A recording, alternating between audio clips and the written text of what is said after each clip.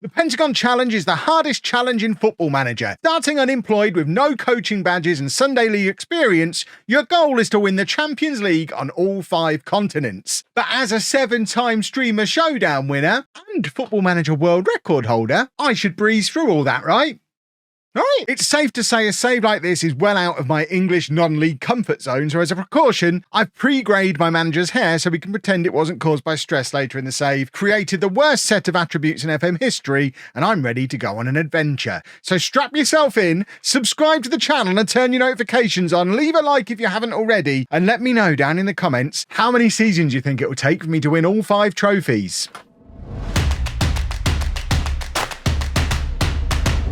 With very little in the way of attributes to play with, I decided to focus all 4 of my spare points into adaptability, which should make it slightly easier for my manager to settle into new countries and learn languages, and also set pieces so my game plan can be to sign the tallest players on each continent and aim for their heads. In the interest of stopping my computer from exploding, I didn't load up every league in the game from the start, figuring I'd start my journey with the smaller leagues and work my way up from there, so I loaded up every league in Asia, Africa and North America, and then as soon as we finished the first one, we'll add in South America to replace it, and then aim to finish the journey in Europe with 3 continents always fully loaded to again try and keep everything in the save as balanced as possible. And with English as my only language, I set off to start applying for every job going, hoping for something to come up in the US, Canada or Australia, because a language boost would start us off nicely while I get some coaching badges done. There were precisely 0 jobs available in any of those leagues. So I just applied for everything and waited for the job offers to roll in, and goodness me, did I score some air miles over the next couple of weeks, because I had interviews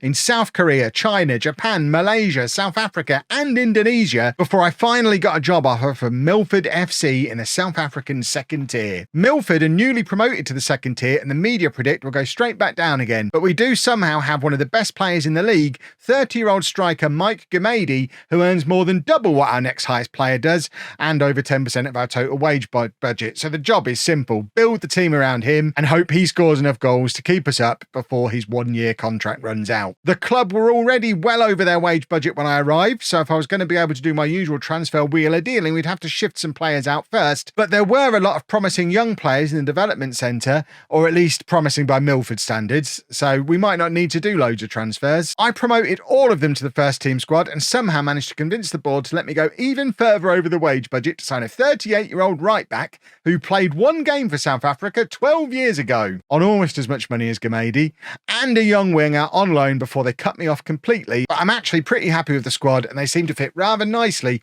into a 4-2-4, with the entire game plan being focused on getting the ball out wide and whipping crosses into Gamady to score all the goals, which is exactly how we scored our first goal of the challenge to win our opening game 1-0 against a Marumo Gallants side that were playing in the Premiership last year. Maybe we're not as bad as the media would have you believe. We then squeezed in no wage contribution loans before the transfer deadline to plug the last couple of gaps in the squad and kept on winning games, with Gamady living up to his hype as a proper poacher, feeding on all of the chances created by the wide players. 8 games into the season, we received a very welcome £25,000 for winning the first period of the championship. I have no idea what that means, other than it just being an opportunity to hand out some money. Looking at the league rules, it seems like there's 4 periods over the course of the season, each with a £25,000 prize, and they don't lead to a playoff or anything. It's just a normal league table at the end of the season to decide the promotion and relegation, and we didn't get a first period trophy. But considering we're already 100k in debt, the money definitely comes in handy. Gamady is still terrorising the league with 6 goals in 8 matches, and he's formed a great partnership with loanee winger Sianda Hlangabeza. I'm going to try not to say that name too many times, who has 6 goals of his own plus 4 assists. We were still top of the league at the mid-season break with Gamady and Hlangabeza. It sounds Welsh when I say it. With Gamady and his mate first and third in the goal-scoring charts, and with an impressive 5-2 win over second-place JDR Stars under our belts. But we did start to wobble a little bit just before the break with a 3-3 home draw against pre-season title favourites Baroka and a defeat to third-place Maritzburg, highlighting that we can be a little iffy defensively comfortably against the teams pushing for promotion. Oh, and we're now over £300,000 in debt as well. And I promise you, this is not my fault this time. We tried to fix the defensive issues during the January window, bringing in 6'4" goalkeeper Bontul Malefi on loan from Kaiser Chiefs, but we had to pay a salary contribution, so that only made the money situation worse. We started things up again after the break with a solid 2-0 win over the excellently named City Rovers before losing against Marumo Gallants and Uppington City in the league, either side of being knocked out of the cup by Cape Town Spurs. We recovered with a 5-game unbeaten run that included a 7-1 win where we scored 3 penalties, all scored by a man who'd never scored a goal in his career before. That got us back up to second place with 7 games to go, which would be enough to qualify us for the promotion playoff, and it was at this point where the board offered me a 1-year contract and I had to make my first big decision of the save, which I did by turning them down. Although we're looking good to at least be in the playoffs and could conceivably still go up as champions, we're now over £500,000 in debt, have an average attendance of around 300, and our star man's nearly 31, out of contract at the end of the season, and we can't afford to renew him. So rather than committing to another year here that'll either be another season in this league, but a harder one without Gamady and the ongoing money issues, or a relegation battle in the league above, I'm going to back myself to be able to use this season's success to get a better job when this contract expires. And I don't really stand to lose much either, because I've done so well here that if my contract does run all the way down, they'll probably just offer me another one anyway. We kept our unbeaten run going for another 5 matches before losing 3-2 to Baroka in our penultimate game, leaving us going to the final game of the season 1 point behind Maritzburg United, who we play at home on the final day. Win this match and we're promoted as champions. Maritzburg had already beaten us earlier in the season to knock us off the top of the league in the first place, but after our recent form, our hopes were high until the 3rd minute when they scored. We then lost our heads and gifted them a second after 12 minutes and then missed a header to let them in for their 3rd on 27. There were supposedly over 600 people in our ground for this title decider, but not many were left by the time we rubber-stamped our own ineptitude in the 70th minute by missing a penalty, and now we had to go into the playoffs knowing that every time we played against a top 3 team this season, we bottled it.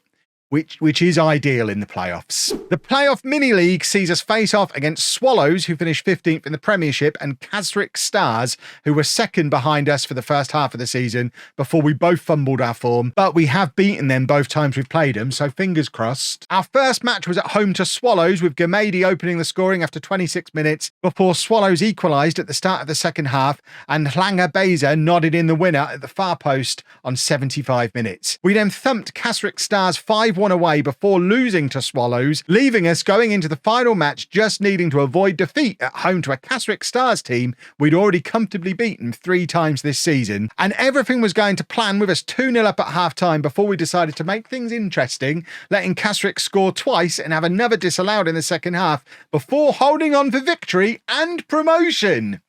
I think. Because we got a very confusing inbox message saying we got promoted but missed out on the title on the final day. Luckily, they did realise the next morning and then sent me all the usual emails, and I'm now pretty confident season 1 has been a success. But my contract now runs out in 2 weeks, so it's time to find a new job or sign a new contract. There are 3 jobs available in South African Premiership, so I applied for all 3, but really had my eye on Orlando Pirates, who played in the Champions League this season, getting knocked out in the group stage, so should be a good team to build back up to that level, compared to Golden Arrows, who narrowly missed out on relegation, and Cape Town Spurs, who only got promoted to the top league the year before we did, and they're both a lot less attractive. But all 3 are much bigger clubs than Milford, so if any of them want me, I'll be packing my bags. Failing that, there are plenty of vacancies in Asia that I could probably get, but now I've started in Africa, I kind of want to finish the job here before moving on. I got interviews at all 3 clubs, but Orlando Pirates decided to go with Quinton Fortune, presumably based on his glowing CV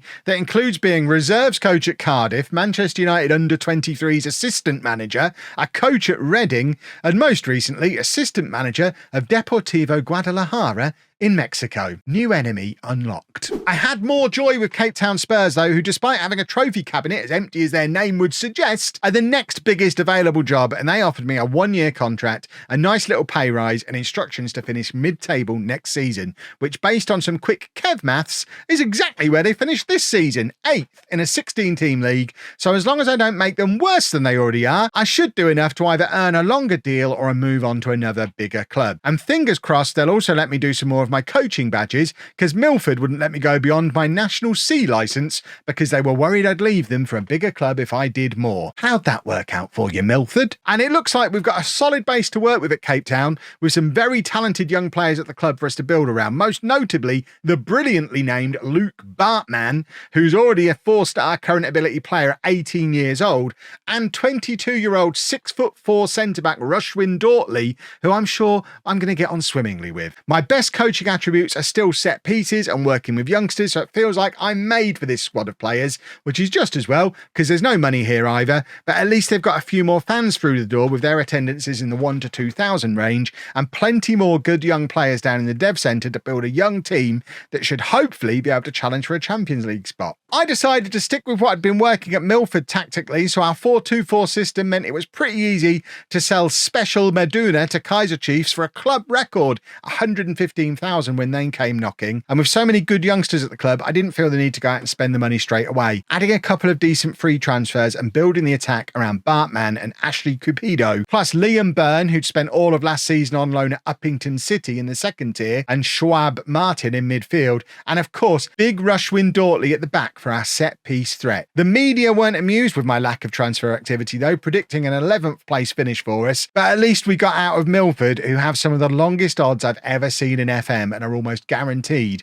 to go straight back down. We kicked the season off with a very satisfying 3-0 win away to Maritzburg, who of course beat us on the last day of the previous season when we were still at Milford to force us into the playoffs in the first place, and we absolutely thrashed them as well, even after having politely elected to play the second half with 10 men to give them a chance. We then got a reality check with a defeat against Sekukun United in the league and Mamelodi Sundowns in one of the many cup competitions, and we didn't look like scoring either of those games, so I panic signed a couple of old men to play up front and try and repeat last season's trick with Gamedi, bringing in Gabardino Mango from relegated Swallows and a 36-year-old Bradley Grobler who'd previously played for us 12 years ago before having a long career with Supersport United and 12 caps for South Africa. And the plan worked, with Grobler scoring on his debut in a 1-1 draw with Chipper United and again in a 2-1 win over Sundowns before Dortley scored the first of many headers from corners in a 3-1 win over Orlando Pirates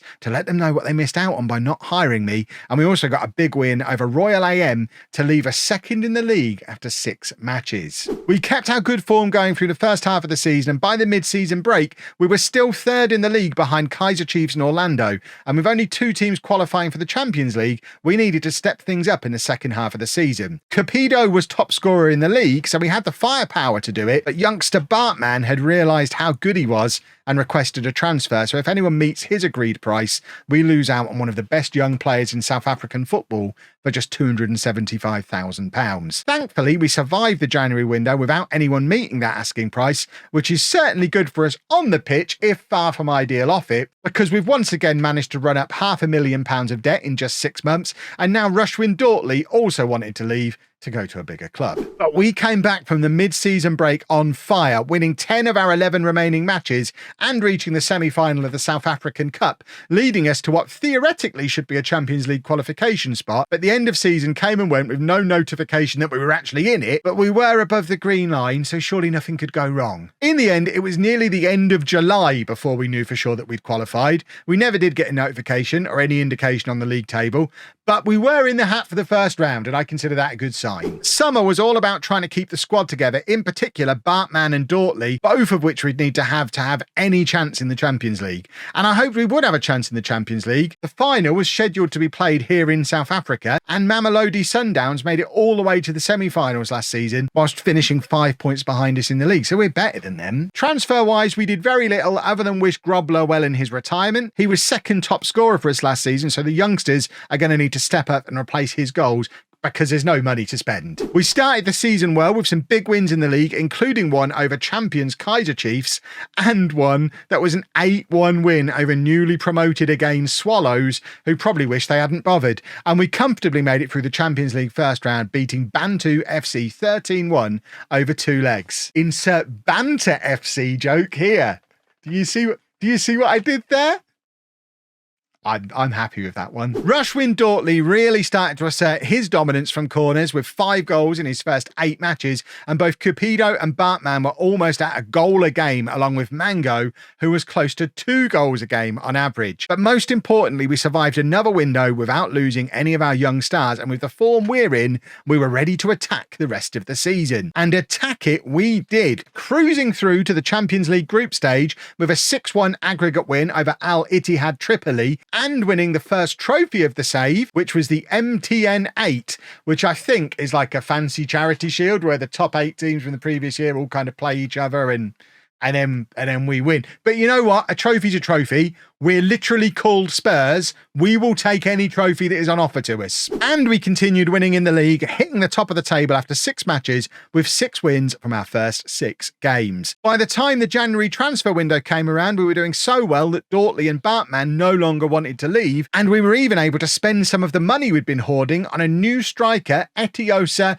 Ighodaro from Sundowns, for a club record £83,000, who came straight into the team, scoring 5 goals in his first 5 matches. By the time the window closed, we were 6 points clear at the top of the league and already qualified for the Champions League knockout rounds with 2 games to spare. We beat USM Alger from Algeria 5-3 on aggregate in the quarter-final, and ES Tunis of Tunisia 5-3 on aggregate in the semi-final to book a spot in the Champions League final against Al Ahly of Egypt. And this is when we find out the Champions League final in Africa is played over 2 legs. So even though South Africa are the hosts, we still had to do a 2-leg final, and we were at home in the first leg with Luke Bartman scoring after 9 minutes with a wonderful solo effort before Mango doubled our lead from the penalty spot after 18 minutes. We let Al Ahly back into it in the second half though, with them grabbing a goal back on 58 minutes, leaving them with just a 1-goal deficit to overturn in their home leg. And our day in Egypt didn't start the way we hoped, with us 3-0 down on the night after 26 minutes, making it 4-2 to Al Ahly on aggregate,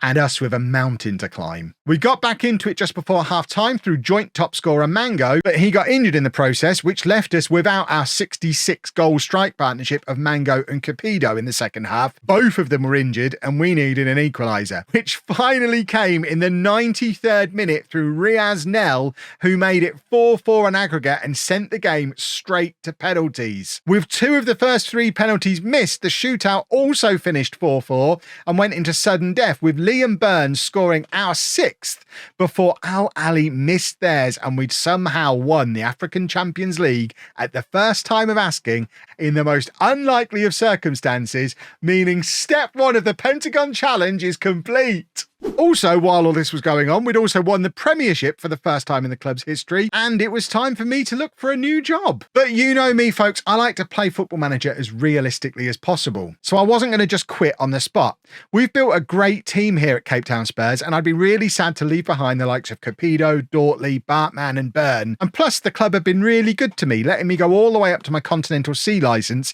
and seriously improve my manager reputation. But I'm still only at 2.5 stars, and I think I'll stand a much better chance of getting a good job if I stick around and make sure these trophies stick to my profile and I get the reputation boost for them when the season ticks over. So I'm going to continue business as usual until I find a job that's worth leaving for. And as far as that next job's concerned, I'm thinking Asia should be my next step, and as a winner of the African Champions League, I should be able to get to one of the better Asian leagues and get myself a decent job. So I'm aiming for China, Korea or Japan, and that job hunt begins in the next episode of this series, which will be out this time next week. So if you have enjoyed this video, please make sure you leave a nice big thumbs up on it for me. Let me know down in the comments where you would like to see me manage next. Of course, subscribe to the channel, turn your notifications on if you haven't done so already. And thank you very much for watching.